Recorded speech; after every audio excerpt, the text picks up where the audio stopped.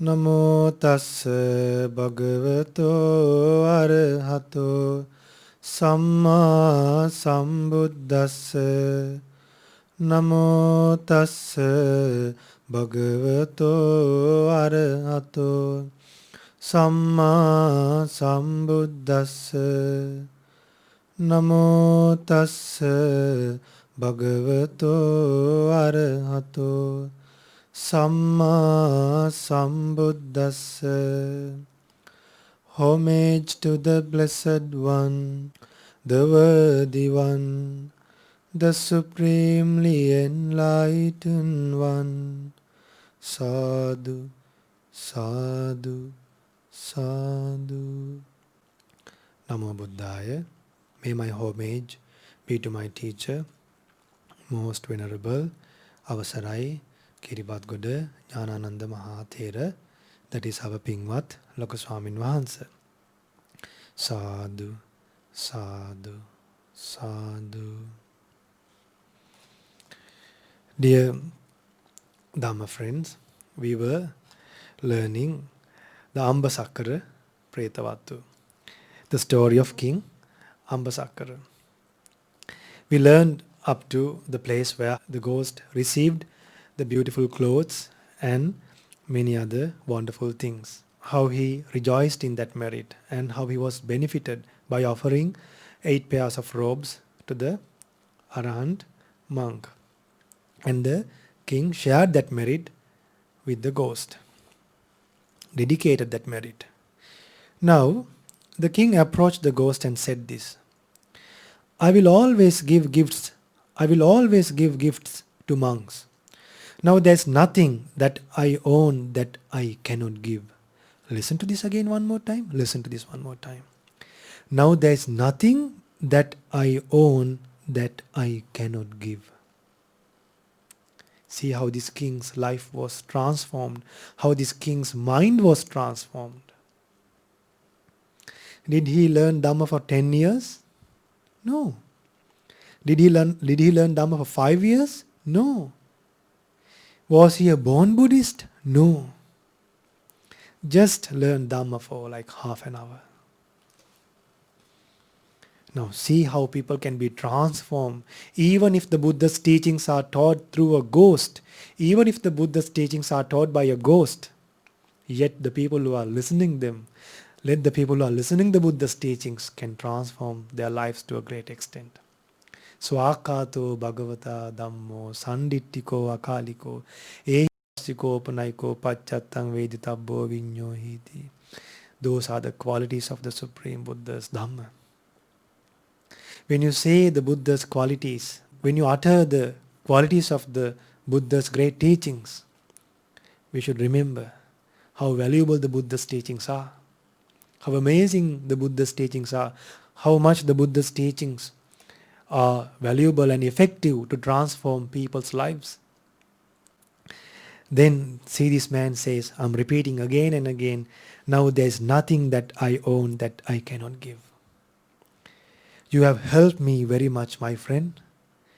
Now see how much this king is grateful to a ghost. Today when we correct people, they get angry at us sometimes.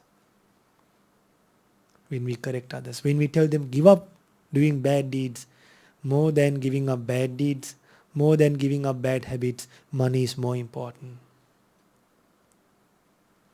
Sometimes to overcome hunger, people do bad things. That means more than their hunger, bad karma is, they don't think about their bad karma. They only think about overcoming their hunger in this life. Overcoming hunger for few meals, but not concerned about the bad karma that they are going to experience for many lives. Then the ghost said, Great king, you have offered me one of the 4 requisites, clothing. It has been very fruitful, even though I am a non-human and you are a human, now we are talking together. Now sometimes some demons, when they are born in the ghost world, they don't have anything to eat. So we should offer food and share merit. Some people don't have a place to live. Then we should offer shelter and share merit. Some people don't. Some ghosts don't have anything to drink. No water. Then we should offer water. So in this life, offer everything as much as possible. So when you are born in next life, you are protected. You are protected. You are protected. Protected. See how compassionate our Buddha is. He protected this life. He protected our upcoming births as well. He protected us until we attain Nibbana. How can we find a great teacher like that? How can we find a wonderful Dhamma like that? How can we find great monks who have dedicated their lives for the Buddha's teachings to practice and preach this Dhamma? If you are hearing about the Triple Gems, how fortunate you are. Am I exaggerating or am I telling the truth?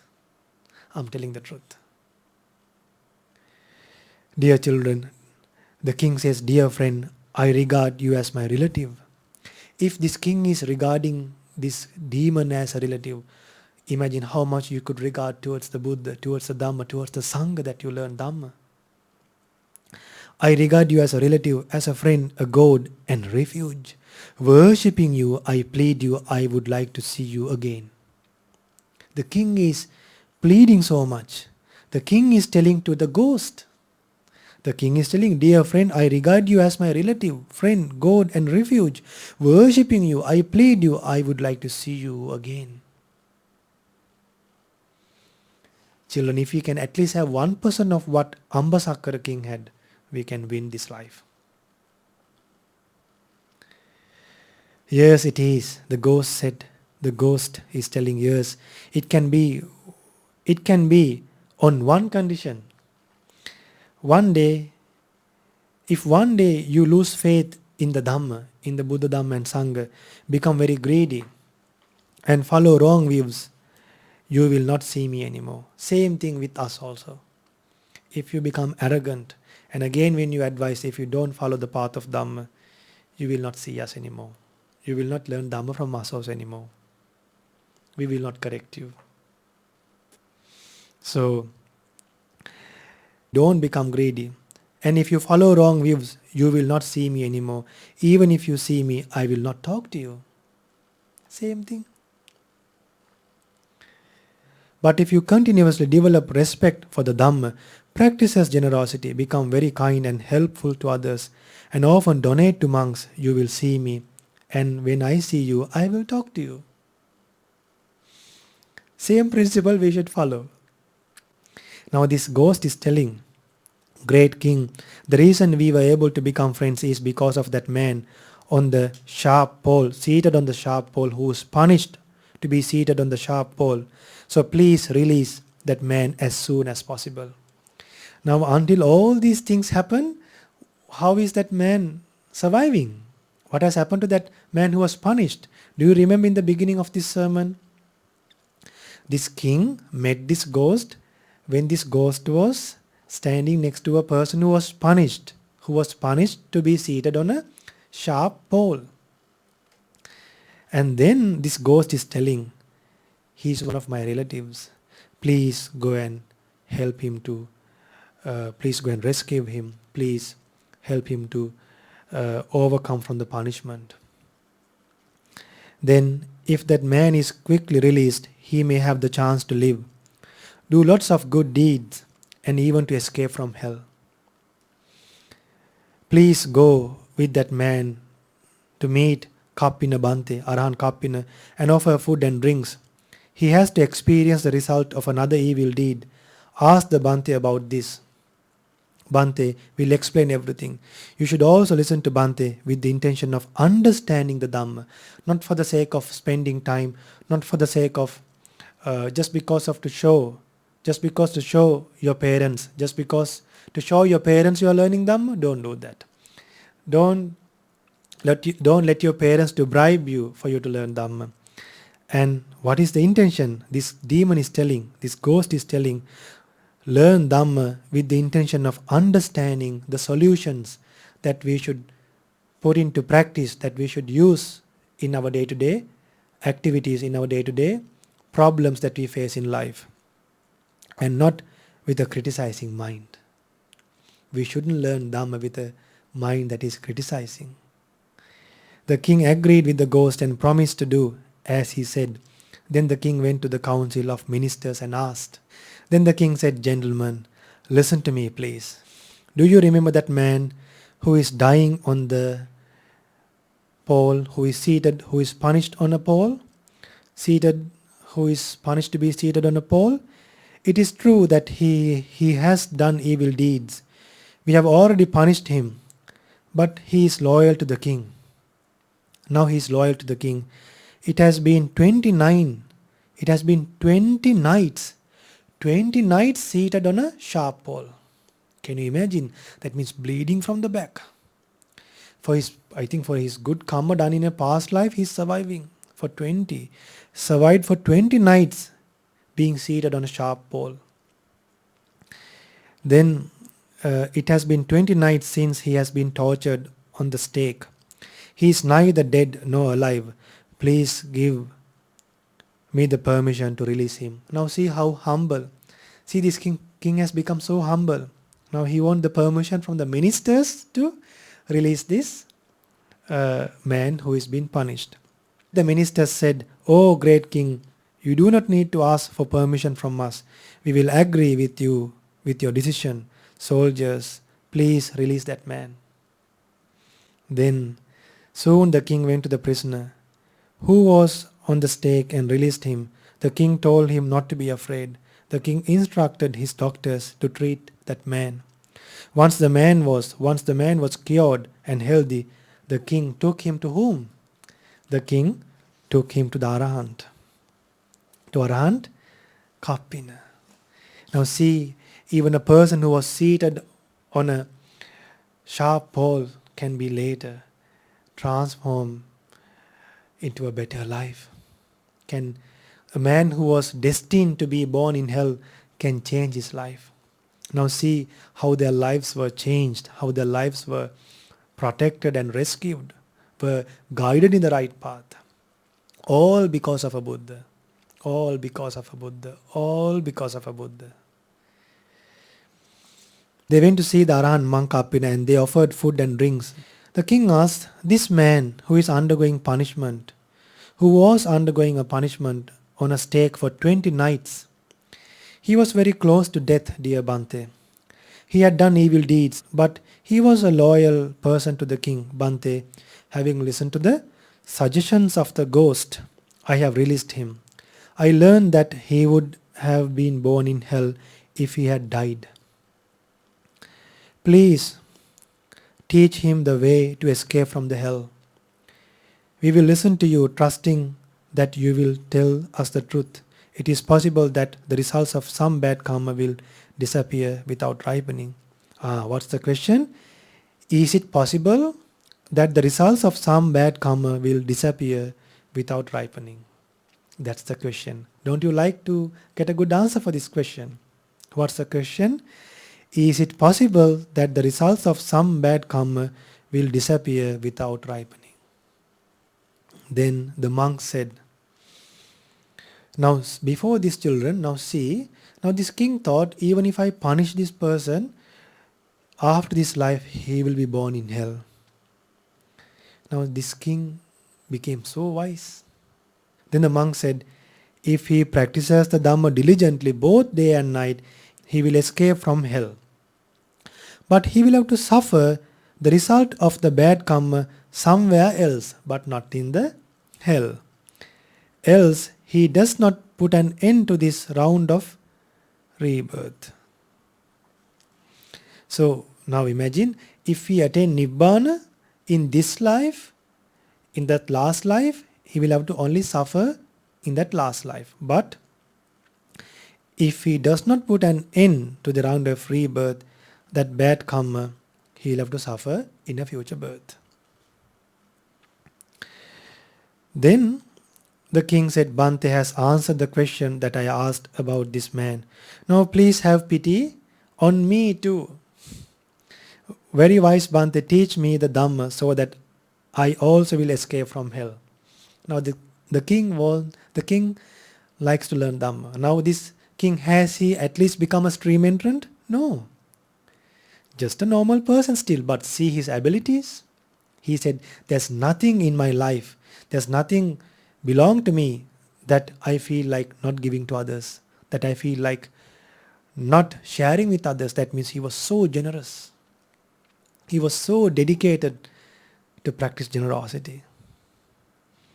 Then the monk said, now see the first one, you should take refuge in Buddha, Dhamma and Sangha. At this very moment, start believing in the Buddha, Dhamma, Sangha. Start believing in the Buddha. Start believing. Develop confidence in the Buddha. Develop confidence in the Dhamma.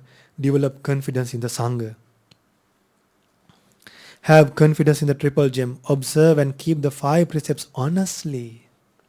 Honestly. Abstain from killing living beings right now. Stop stealing. Do not take intoxicating drinks and drugs. Do not tell lies and be satisfied with your own wife. In this way, these 8 factors, taking refuge in the triple gem and observing the 5 precepts, will give you much happiness. The disciples of the Supreme Buddha, the monks, are very virtuous, desireless. Now the monk is explaining about the nature of monks, the Buddha's disciples. The disciples of the Supreme Buddha, the monks, are very virtuous, desireless. Desireless means they don't have desires like tomorrow what I am going to eat, can I have this cloth, how I'm going to have a makeup, and what vehicle I'm going to buy next day, how can I have a beautiful friend or a good boyfriend or a good girlfriend. No such things. When I'm going to visit that country, this country, so no such things. They are desireless, have pure lives, and know much about Dhamma. Have a pleasant mind about them towards the Sangha. Offer them robes, food, drinks, medicine, resting places, beds and seats. Then when you do like this, what happens? Daily the merits from these offerings will grow.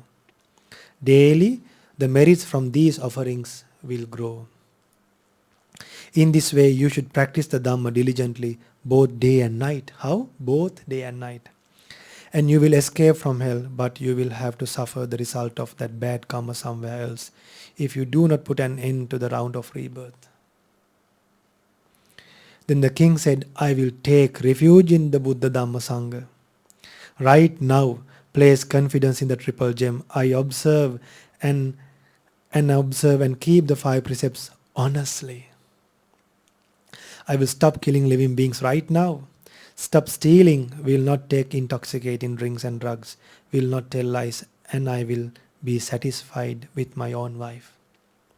In this way I observe these 8 factors which lead to true happiness. I will offer robes, food, drinks, medicine, resting places, beds, and seats to community of monks, the Sangha, who have virtuous and pure lives. In this way, King Ambasakkhara of the Lechivi clan became a devoted lay disciple of the Supreme Buddha. He started supporting monks carefully with a humble mind. The prisoner who was on the stake recovered fully and went to Arahant Kapinabante and became a monk under him. See what happened to that man who was punished on the shark pole, to be seated on a shark pole. Later he became a monk. Marvelously, both the king and the prisoner realized the Dhamma. They escaped from the hell. They realized the Buddha's teachings. They developed right views. They abandoned doubts and practicing wrong practices. This is the benefits of associating with noble friends. Friendships of people who know the Dhamma leads to very great results. The prisoner who was on the stake and later became a monk eventually attained arahantship. That man who was seated on a shark stalk became arahant. The king Ambasakkara became a stream entrant. But what happened to that ghost? Helpless. That ghost, did he become a stream entrant? No. Ghost world is a place where you can't practice Dhamma. So don't regret later being born after Don't regret once you are born in a bad place. Before you are born in a bad place, practice this Dhamma wholeheartedly. Do good deeds as much as possible. Practice wholesome deeds as much as possible. Realize the Four Noble Truths in this Gautama Buddha's dispensation. Sadhu, sadhu, sadhu. Namo Buddhaya.